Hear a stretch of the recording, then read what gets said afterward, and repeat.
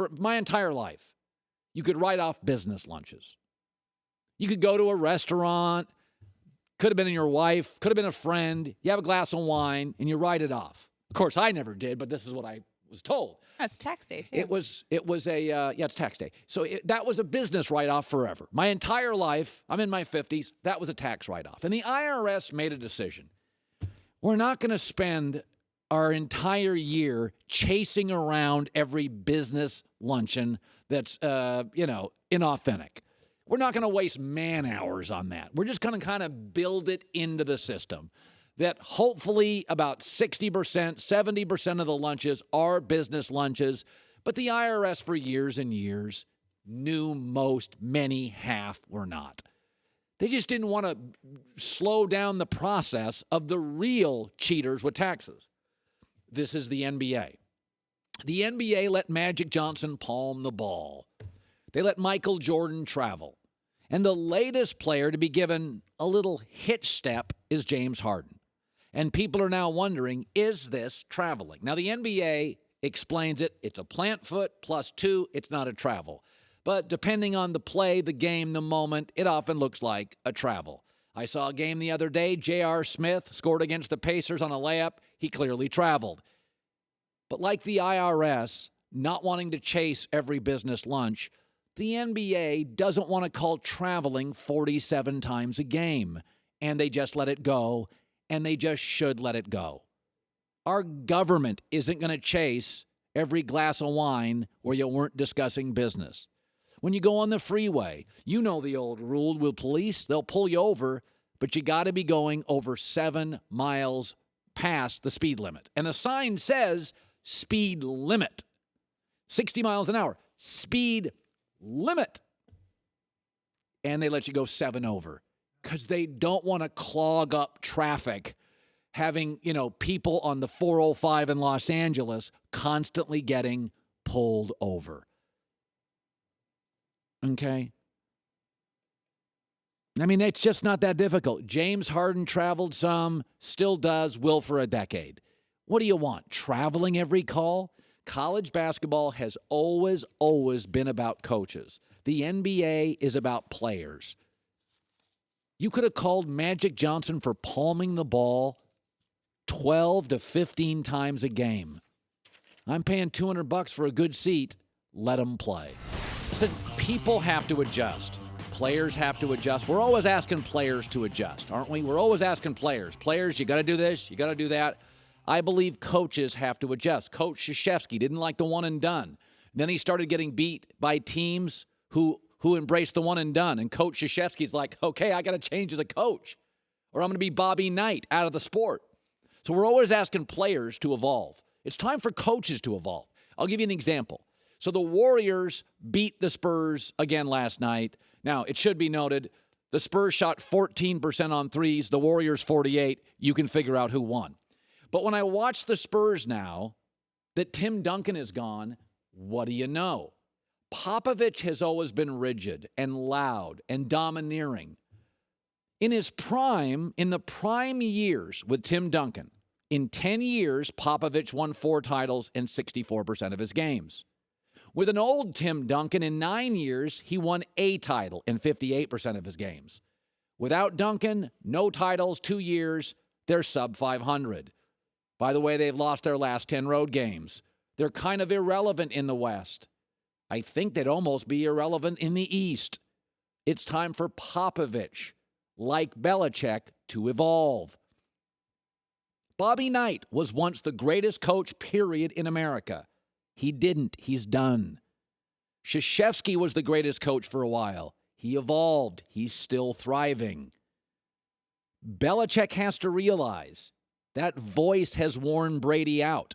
Popovich is a very, very good coach. I am in no way disregarding his ability. But the ranting and the raving and the my way or the highway works when you've got a Duncan or a Brady. But once you start losing that player or you start losing games, your yells, your rants, your dictatorship rings hollow. And let's be honest with Gregg Popovich. Pre-Duncan, no titles. Duncan, prime 4. Old Duncan, 1. Post-Duncan, Zippo. And Golden State's still young, and Houston's still young, and Portland's still young, and Minnesota's got young stars, and the Lakers are young and getting better, and Utah, as long as Quinn Snyder there, is not going away.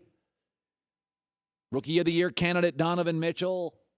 We're always asking players to change, players to change. Sometimes the old guy running the show has to change. Like I watched Popovich, and I always sort of laughed when he was rough with the media. Now he looks kind of desperate and pathetic. Let's just stop asking players to have to make all the adjustments. Sometimes the old rich guys have to as well. 9 out of 10 winners in the NBA playoffs. I know y'all think your team is special. No, you're not. 9 out of the 10 teams that have won a playoff game hit more threes. Sixers, you're just like everybody else. Ben Simmons is special. Your coach isn't special. Your bench isn't special. Your team isn't special. In game 1, you hit 18 of 28 threes. You were amazeballs. Last night, you were 7 for 36. You lost home court advantage to very mediocre Miami. You're not special. You're like everybody else, including LeBron. When LeBron's team didn't hit threes in the first game, they got crushed. I'm going to guess tomorrow night LeBron's team's going to hit some threes and won't get crushed. You're not special, Philadelphia. You have a special player. You're just, though, like everybody else. Look at the three-point percentage impact game by game so far in the postseason. You make more, you win, period. Let me talk for a second about Philadelphia sports fans. They have been upgraded to first class in recent months. Eagles won the Super Bowl. Villanova wins March Madness. The Sixers win 17 straight. This is a city that's been defined for 20, 25 years as almost so close. You were sitting in coach. In the last couple of months, Philadelphia, come on up. Not only business class, row 2. Is that a model? Is that an actor? Is that a CEO? You're sitting among the favorite sons. But realize this, you'll be right back in coach very soon. The Eagles are not going to win the Super Bowl next year. Why? Go ask Bill Belichick and Brady. It's really, really hard.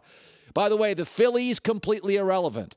Your Flyers aren't even the best hockey team in your own state. Villanova, well, they may win again. But the Sixers are really, really young. And through this process, let's be honest, it's happening again. Somebody's hurt. Somebody's always been hurt. Look at the Celtics rebuild. Look how good their GM is, Danny Ainge. Look how good their coach is, Brad Stevens. What's up with the Celtics 5 years into the rebuild? They're dealing with injuries to their 2 best players. Listen, Philadelphia, I get it. I get it, Tony. You've been in the back of the plane forever. You were almost guy. So close. Burned in the end. And now you're sitting in first class, and it feels good. And they give you mimosas at like 9 in the morning. And they give you lamb chops, and they give you a better pillow, and they give you a blanket, and you got more room, and there's movies for free. First class is really nice.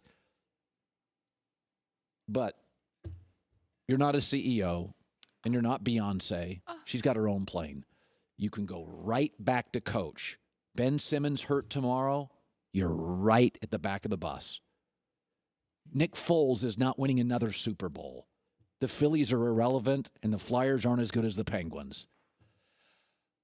Take a deep breath, Philadelphia. You have a special player in Ben Simmons. You're not special yet. Okay, go ask LeBron, the best player in the league. He couldn't hit threes in game 1, and they were humiliated by the Pacers at home. That is the new NBA. It's hard, and unless you're hot, you lose at home badly to mediocre teams. Hi, everybody. Thanks for watching. Subscribe here to get the latest from the show. Also, be sure to check out more of the best clips from The Herd or go watch a few segments from other shows on FS1.